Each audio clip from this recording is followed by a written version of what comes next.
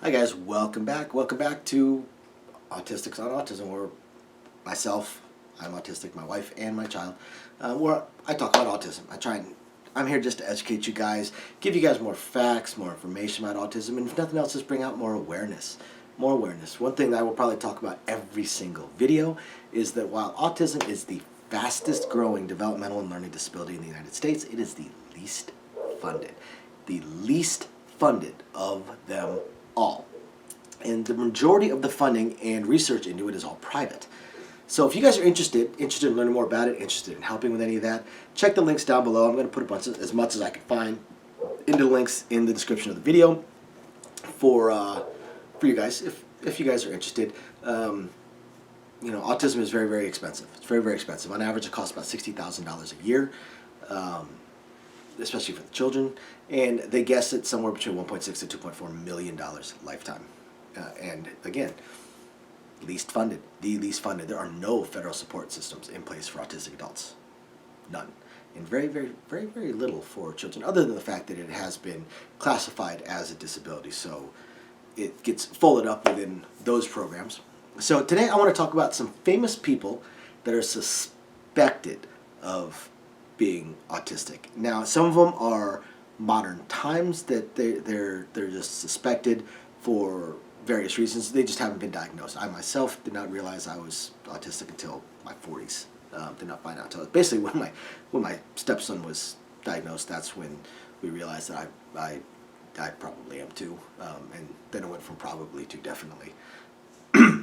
So a lot of them just haven't been diagnosed. And then for the ones back in history, well, 1908 was the first time the word autism was even used. That was referring to schizophrenics. So, prior to really the 1940s, 1950s, autistic diagnosis just didn't exist. So for historical figures, they're definitely guesswork based upon their behaviors. And this list is going to be a little bit longer than the list of famous people that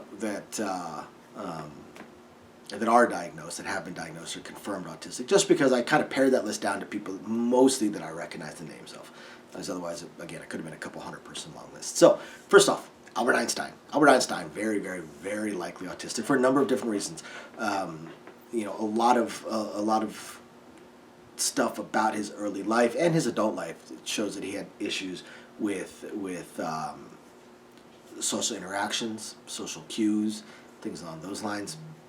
So very, very, very, very likely to have been autistic. Tim Burton. It's his significant other that believes he has it, based off of mostly his behaviors and then his unique perspectives and how hyper-focused he can get. So there you go. Tim Burton, very, very likely autistic. Henry Cavendish. He is a scientist from back in the 1700s. This is my fuzzy co-star right here. Back in the 1700s.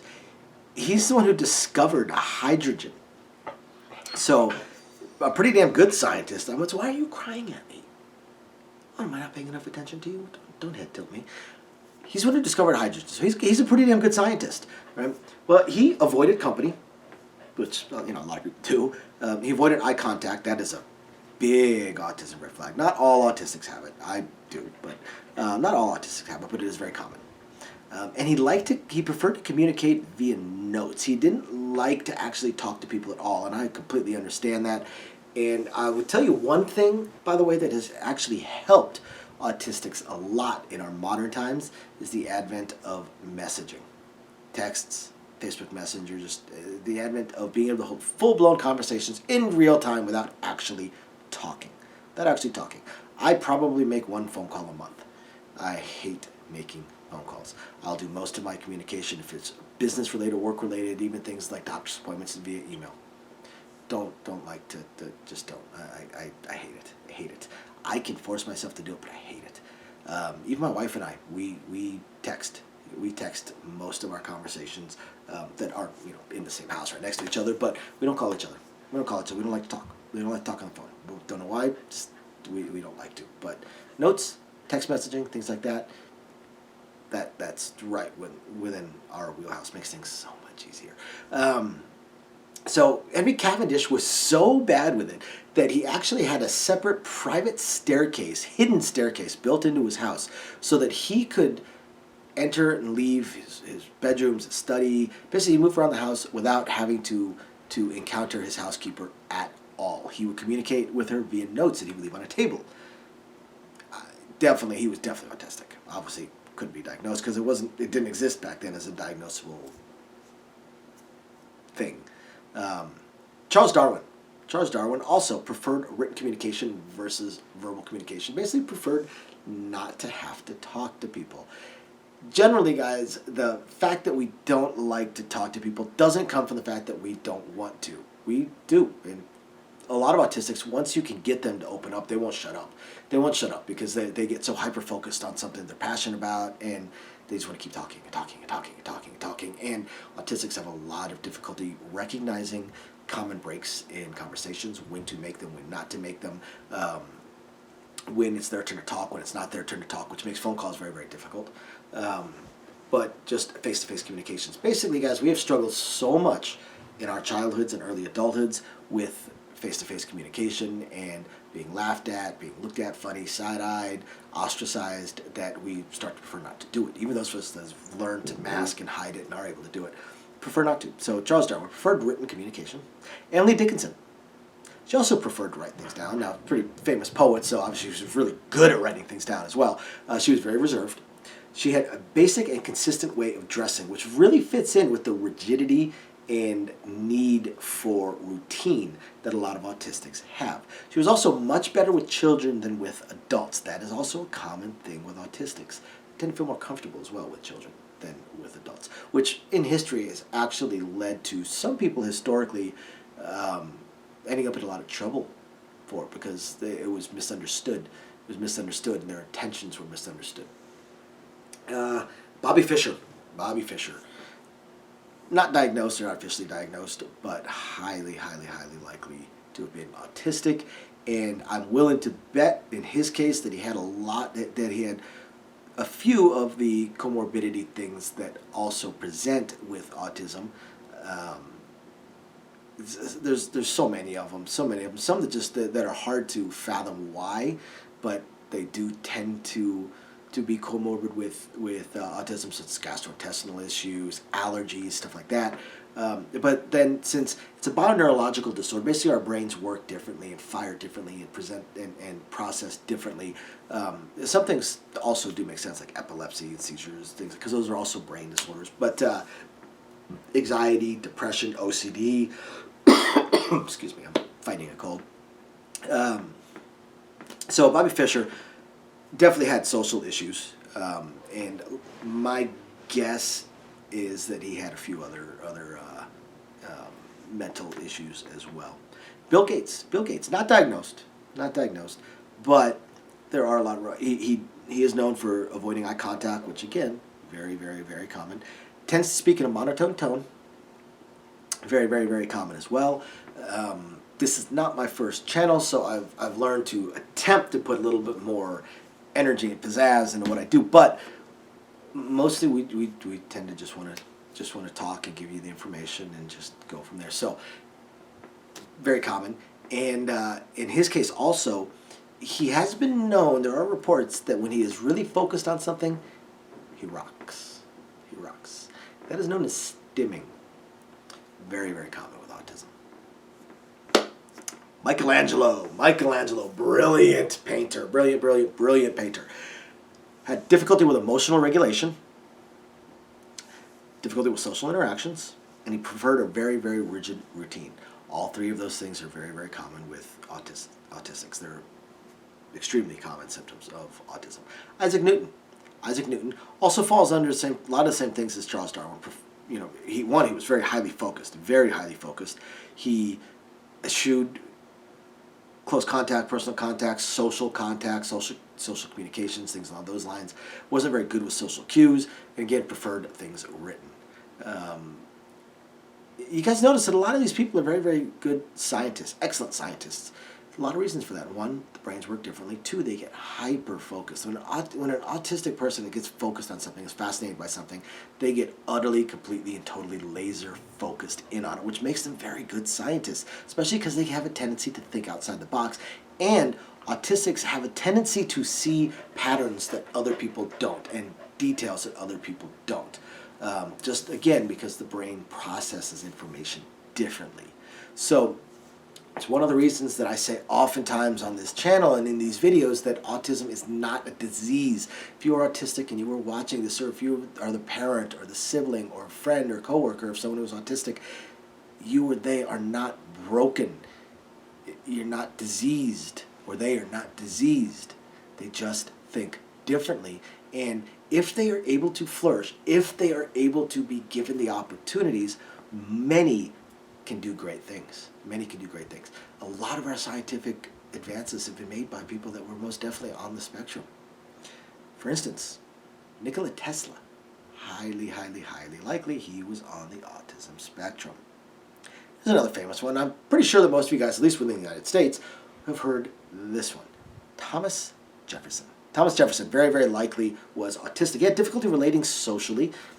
Gee, that's not something we've talked about quite a few times on here.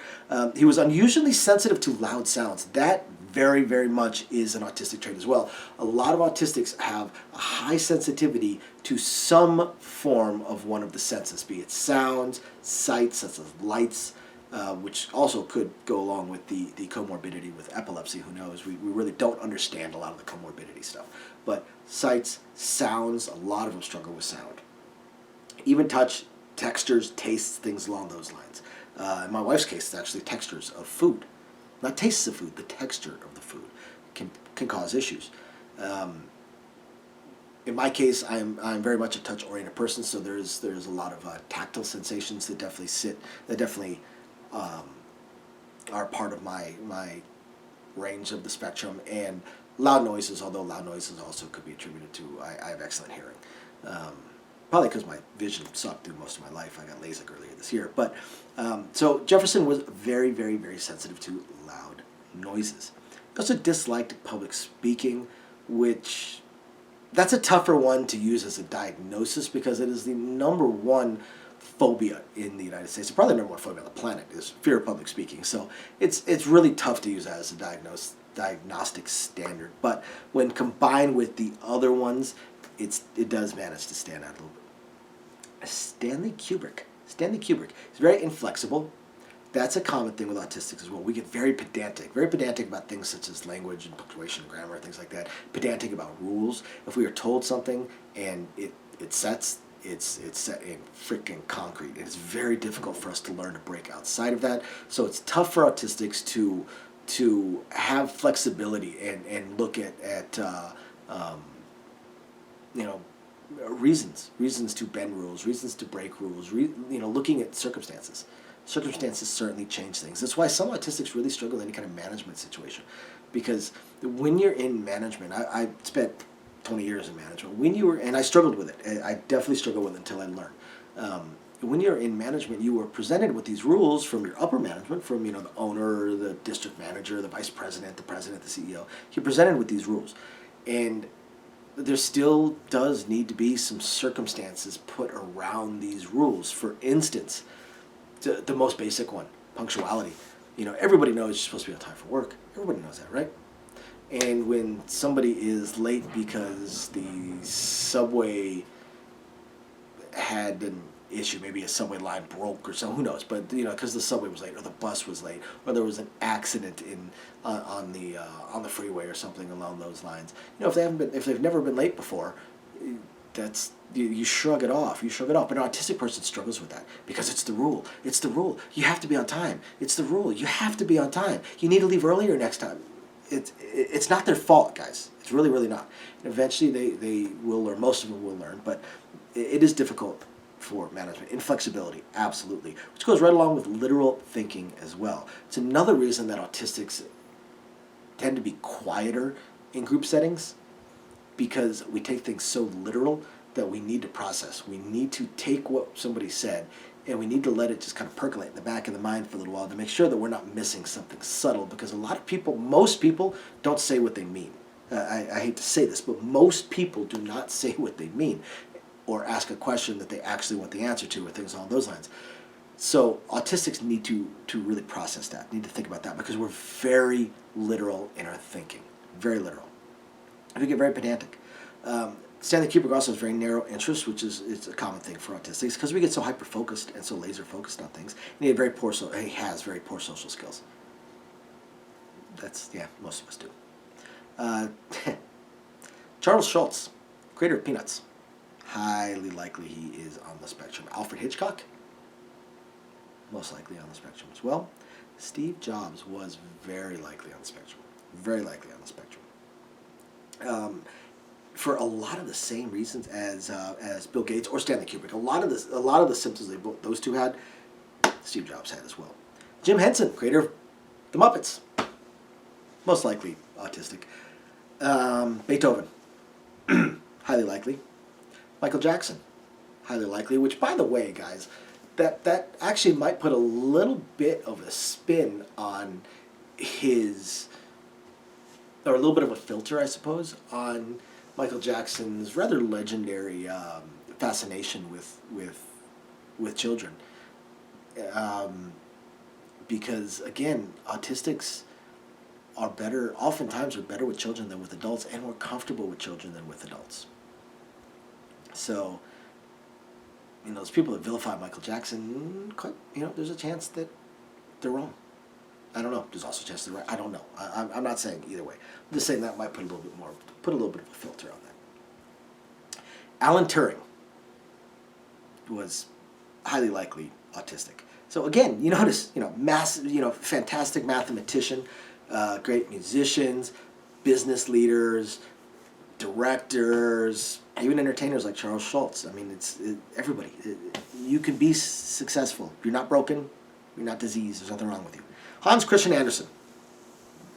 I hate to say it, this one actually kind of makes sense to me just because his writing is just a little odd.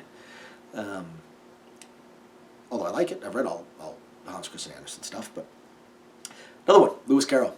Yeah, his writing's a little odd, for sure. His brain definitely works different. George Orwell. Highly likely he was autistic. Mark Twain. And H.G. Wells.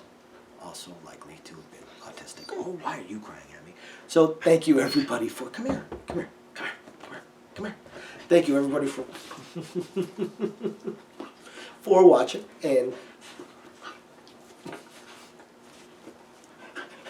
we appreciate every single one of you guys. I love you too. And we appreciate, if you're not autistic or have a family member that is autistic or a friend, we appreciate you just watching and trying to learn more about it. And thank you, everybody, for watching. Please hit the like and subscribe buttons. We'll catch you guys next time. Bye now.